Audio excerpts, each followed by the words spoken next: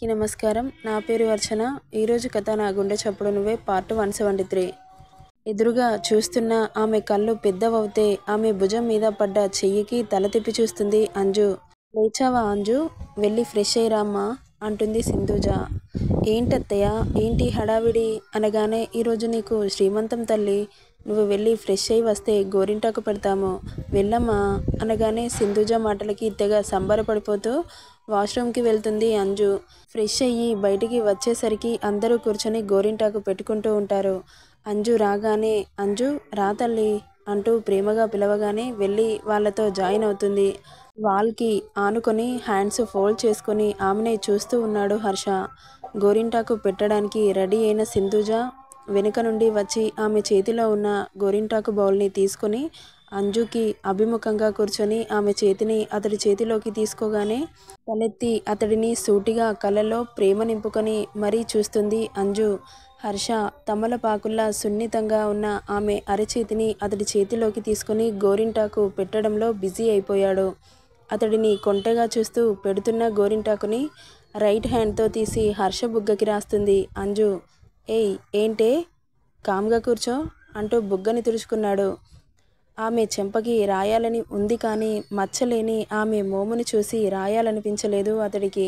ఇక అందరూ ఒకరికొకరు గోరింటాకు పెట్టుకుంటూ ఉంటారు. శ్వేత 10th క్లాస్ బోర్డ్ ఎగ్జామ్స్ ఆ రోజు నుండి స్టార్ట్ అవ్వడంతో అక్క నేను స్కూల్కి వెళ్తున్నాను, ఈరోజు యాన్యువల్ ఎగ్జామ్స్ అనగానే కిరణ్ని పిలిచి శ్వేతని ఎగ్జామ్ సెంటర్ దగ్గర దింపి రమ్మని చెప్పగానే సరే అనుకుంటూ వెళ్తారు. శ్వేత ఆల్ ది బెస్ట్ అని చెబుతాడు హర్ష. అంజు, నిత్య మిగిలిన వాళ్ళందరూ ఆల్ ది బెస్ట్ చెప్పడంతో అందరినీ చూసి థ్యాంక్ యూ అని చెప్పి చిన్నగా నవ్వి అక్కడి నుండి వెళ్తుండగా సింధూజ అప్పుడే పూజ చేసి బయటికి వచ్చి శ్వేత ఆగు అని పిలిచి దేవుడి బొట్టు పెట్టి పంపిస్తుంది. హర్ష అంజలి చేతులకి కాళ్ళకి తనే గోరింటాకు పెట్టి ఆమెను తీసుకెళ్ళి మెల్లగా కాళ్ళు కిందకి ఆనకుండా స్వింగ్ చైర్లో కూర్చోబెడతాడు. ఇక అప్పటి వరకు బోర్ కొడుతుందని ఆమెకు ముచ్చట్లు చెబుతూ తెచ్చిన జ్యువెలరీ చూపిస్తూ అంజలితో టైంపాస్ చేస్తూ ఉంటారు సింధూజ, లక్ష్మి, నిత్య. తనకి ఏవేవి తినాలనిపిస్తుందో ఆ రోజు అన్నీ చేసి మెల్లమెల్లగా జ్యూసెస్ తాగిస్తూ తినాలనిపించినవి తినిపిస్తూ మెడిసిన్స్ వేస్తూ 2-3 గంటలు ఆమెకు కావలసిన పట్టుచీర, గాజులు, దానికి తగ్గ నగలు అన్నీ సెట్ చేస్తూ గోరింటాకు ఆరడంతో ఆమెను తీసుకెళ్లి బాత్రూంలో కూర్చోబెట్టి బాత్ చేయించాలనుకుంటున్న హర్షని చూసి బాబు ఇప్పటి వరకు నాకు సేవలు చేసింది చాలండి, ఇక మీరు వెళ్ళి రెస్ట్ తీసుకోండి, నేను ఫ్రెష్ అయ్యి వస్తాను అని అనగానే షార్పుగా ఒక చూపు చూసి చేతులకు కాళ్ళకు పెట్టిన గోరింటాకుని తనే కడిగి ఆమె వలువలని ఒక్కోటి రిమూవ్ చేస్తూ ఉంటే భయంతో ఆమె ఫేస్కి పట్టిన చెమటలు చూసి బాత్రూమ్ని వెలుగు లేకుండా చేసి సున్నితంగా స్నానం చేయించి టవల్ కట్టి లైట్స్ ఆన్ చేస్తాడు. ఆర్ యూ ఓకే అంటాడు. అంజు హర్షని చూసి తన కాలర్ పట్టి దగ్గరికి లాక్కొని ఇంత పేషెన్సీ, ఇంత ప్రేమ చూపించడం ఎలా సాధ్యమవుతుంది అంటూ అతడి పెదవులపై ముద్దు పెడుతుంది. హలో, ఎక్కువగా ఆలోచించకు, ఇందులో నా స్వార్థం కూడా ఉంది అనగానే అయోమయంగా చూస్తుంది అంజలి. ఏంటంటే నాకు నీతో ఉన్న ప్రతి క్షణం చెప్పలేని అనుభూతి, ఆనందం, ఈ సంతోషాన్ని వదిలి వెళ్ళాలనిపిస్తుందా చెప్పు, అందుకే ఇలా అనగానే బయట నుండి పిలుపు వినిపించడంతో అదిగో పిలుస్తున్నారు పద అంటూ ఆమెను తీసుకొని బయటికి వెళ్తాడు. నిత్య, సుష్మా అంజలిని రెడీ చేయడానికి లోపలికి వస్తారు. హర్ష ఆమెను వదిలి బయటకు వెళ్ళిపోతాడు. కాంచీపురం సిల్క్ గ్రీన్ కలర్ పట్టు చీర, దానికి తగ్గ గ్రీన్ గోల్డ్ కలర్ కాంబినేషన్లో ఫుల్ వర్క్ బ్లౌజ్, చీర కట్టి ఇక హెయిర్ని పూలతో అల్లి నగలు పెట్టి కాస్త మేకప్ అద్ది పుత్తడి బొమ్మకి ఏమాత్రం తీసిపోకుండా రెడీ చేస్తారు. ఇక చుట్టాలందరూ ఇల్లు నిండడంతో ఇల్లంతా గోలగోలగా ఉంటుంది. సింధూజ అంజుని తీసుకురమ్మని చెప్పడంతో అంజలిని హాల్లో డెకరేట్ చేసిన మహారాణి కుర్చీలో కూర్చోబెడతారు. ఆమెను చూసిన హర్ష రిప్ప వాల్చడం మరిచి చూస్తున్నాడు. గ్రీన్ కలర్ పట్టు చీరలో మేనిఛాయ రంగుకు ఆమె మోము కాంతి లీనుతుంటే 5 నెలల బంప్ ఆమెకి అందాన్ని తెస్తుంటే కళ్ళు పక్కకి తిప్పకుండా మది వశం తప్పుతుంటే అలాగే చూస్తూ ఉన్నాడు హర్ష. నాన్న అని పిలుస్తుంది సింధూజ. చూస్తున్నవాడల్లా సింధూజ పిలవడంతో తల తిప్పి చూసి అంజు దగ్గరికి వచ్చి ఆమెను సూటిగా చూస్తూ సింధూజ కుంకుమ భరణి చేతిలో పెట్టడంతో ఆమెకు బొట్టు పెట్టి బుగ్గలకు గంధం పూసి చేతులకి నిండుగా గాజులు పెట్టి రెండు చేతులని తీసుకుని ముద్దు పెట్టుకుంటాడు. వాళ్ళిద్దరినీ చూసిన అక్కడున్న వాళ్ళందరూ మురిసిపోతూ ఉంటారు. కుంకుమ గంధంతో నిండుగా కలవ పువ్వులా కనిపిస్తుంటే ఆమె ఫేస్ని రెండు చేతుల్లోకి తీసుకొని నుదిటి మీద ముద్దు పెట్టుకుంటాడు. కిందకి వంగి మోకాళ్ళపై కూర్చొని ఆమె బంప్ మీద చేయి వేసి పెదవులు ఆంచగానే బేబీ ఒక్కసారిగా కదిలి హిట్ చేస్తుంది. ఆమె కడుపులో కదిలిన కదలికకు షాక్ అవుతారు ఇద్దరు. ఏంటి, ఏమైంది, ఇలా కదులుతుంది అంటాడు కంగారుగా. ఏమో నాకు తెలీదు అని భయపడుతుండగా ఏమైందంటూ దగ్గరికి వస్తారు సింధూజ, లక్ష్మి.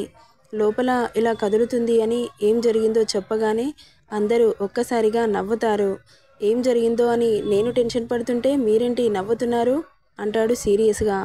అది కాదు నాన్న, ఇప్పుడు 5 months కదా, బేబీ కదులుతుంది అనగానే నిన్న డాక్టర్ చెప్పలేదు కదా, మీరెలా డిసైడ్ చేస్తారు అంటూ అరవగానే అది కాదు నాన్న, నేను చెప్పేది ఒకసారి విను. బేబీ మూమెంట్స్ స్టార్ట్ అయ్యాయి. 5 నెలలు నుండే బేబీ కదులుతుంది అని. అంజు, నీకు నొప్పిగా ఉందా అని అడుగుతుంది. లేదత్తయ్య, చూసావా, ఏదైనా అయితే నొప్పి ఉంటుంది కదా అనగానే ఇక టెన్షన్గానే అనిపిస్తుంది హర్షకి. నువ్వేం టెన్షన్ పడకు హర్ష, నాకు బాగానే ఉంది అంటుంది అంజలి. ఇక హర్ష అంజలిని పట్టుకొని పక్కనే నిలబడతాడు. ఒక్కొక్కరు వచ్చి ఆశీర్వదించి వాళ్ళు తెచ్చిన గిఫ్ట్లని అంజలి చేతిలో పెట్టి ఆఫ్టర్నూన్ కావడంతో లంచ్ చేసి వెళ్ళిపోతారు.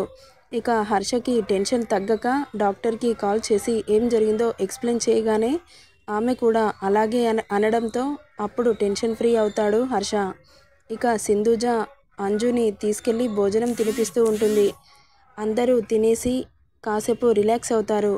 శేఖర్ వాళ్ళ ఫ్యామిలీ కూడా రావడంతో వాళ్ళతో మాట్లాడుతూ ఉంటాడు హర్ష. నిశ్చితార్థం అంజలి డెలివరీ అయిన తర్వాత పెట్టుకుందామని అనుకుంటారు.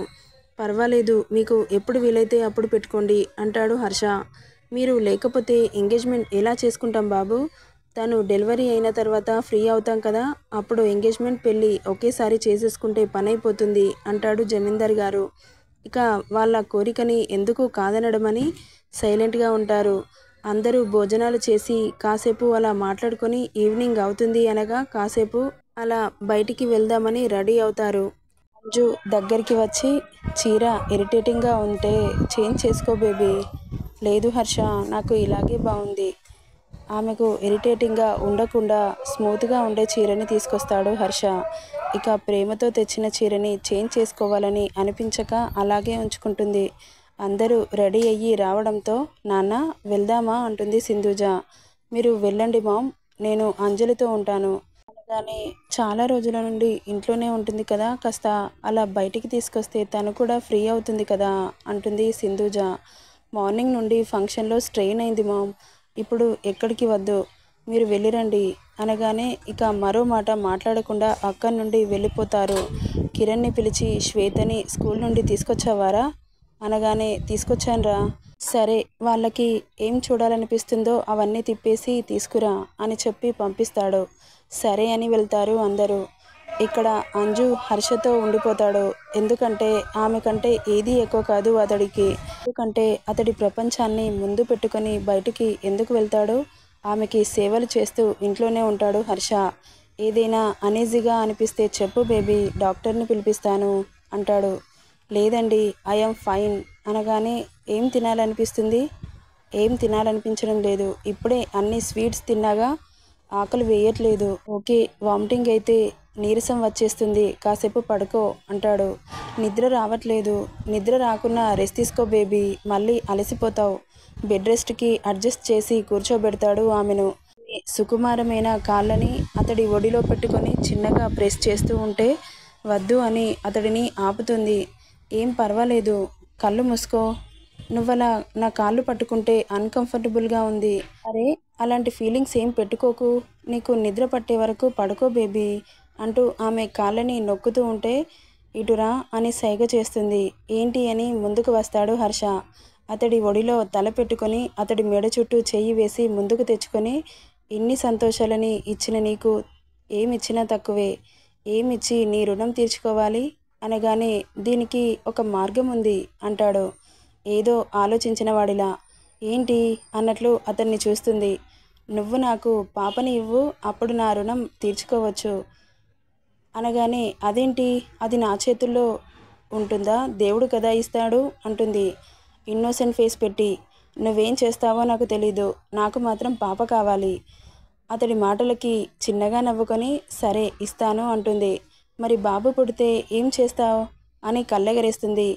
ఏం చేస్తానంటే అని ఆగిపోయి, ఏముంటుంది, ఏమీ లేదు, నాకు బాబు వద్దు, పాపే కావాలి. పాప అయితే ఇదిగో నీలా ముద్దుగా ఉంటుంది అంటూ ఆమె పెదవులని వేలితో మీటుతూ అంటాడు. నాకు బాబు కావాలి, నీలా హ్యాండ్సమ్గా ఉండే బుజ్జి బాబు.